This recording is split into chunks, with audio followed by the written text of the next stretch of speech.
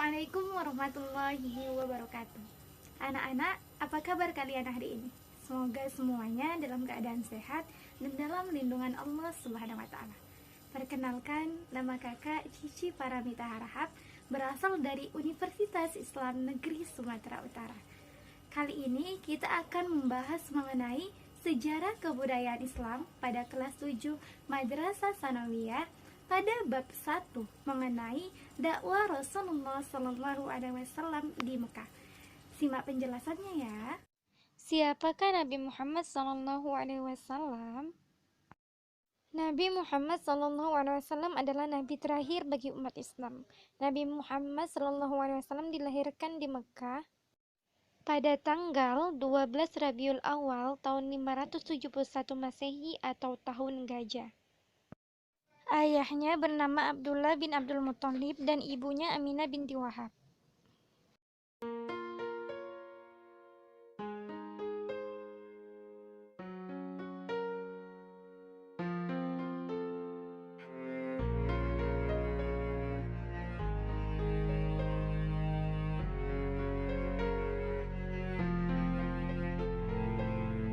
Dakwah Nabi Muhammad SAW di Mekah.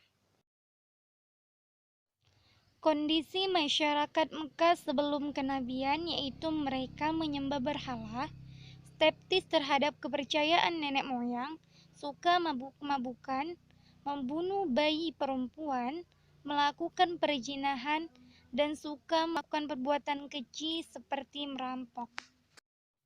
Kemudian ketika Nabi Muhammad SAW mencapai usia sempurna yaitu 40 tahun, Allah Subhanahu wa taala mengutusnya sebagai pembawa berita gembira dan pemberi peringatan untuk mengeluarkan mereka dari kebodohan yang gelap menjadi cahaya ilmu, yakni diangkat sebagai nabi dan rasul. Peristiwa itu terjadi di bulan Juli tahun 610 Masehi. Ketika itu Rasulullah SAW mendapatkan wahyu pertama yang disampaikan oleh malaikat Jibril di Gua Hira, yakni Quran Surah Al-Alaq ayat 1 sampai dengan 5. Semenjak turunnya wahyu ini yang diikuti dengan wahyu-wahyu berikutnya, yaitu surah Al-Muddatsir yang berisi perintah Allah Subhanahu wa taala agar Nabi Muhammad SAW berdakwah menyiarkan ajaran Islam kepada umat manusia. Mulailah beliau berdakwah masyarakat, terutama keluarga terdekatnya. Rasulullah SAW berdakwah kepada istrinya yakni Siti Khadijah, kepada sepupunya yakni Ali bin Abi Thalib, kepada budaknya Zaid bin Harisah, dan kepada sahabatnya Abu Bakar As-Siddiq. Dakwah Nabi Muhammad SAW secara sembunyi-sembunyi berlangsung selama 3 tahun. Ada yang disebut as-sabiqunal awwalun, yaitu orang yang paling pertama masuk Islam. Dakwah secara sembunyi-sembunyi berakhir setelah turunnya Quran Surah Al-Hijr ayat 94 yang memerintahkan berdakwah secara terang-terangan. Rasulullah SAW berdakwah secara terang-terangan pertama kali di Bukit Safa. Ketika itu, pamannya Abu Lahab sangat menentang keras dakwah Nabi. Peristiwa tersebut diabadikan dengan surah Al-Lahab. Perhatian dan prioritas dakwah Nabi Muhammad SAW adalah mengajarkan ketauhidan karena kondisi masyarakat Mekah yang menyembah berhala. Selanjutnya memberi kabar tentang hari pembalasan, merubah perilaku masyarakat jahiliyah, dan mengangkat dan melindungi hak asasi manusia. Bagaimanakah reaksi masyarakat Mekah terhadap dakwah Nabi Muhammad SAW?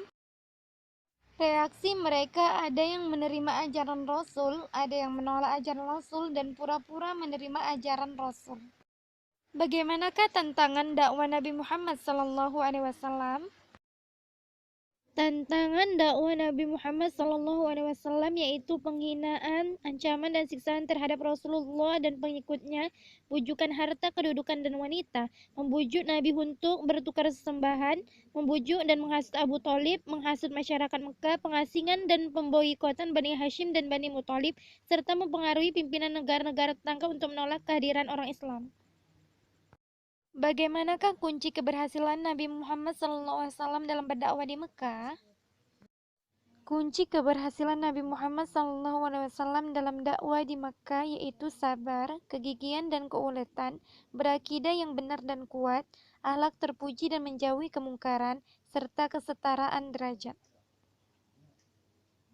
Demikian yang bisa kakak sampaikan, semoga bermanfaat. Jangan lupa di subscribe ya.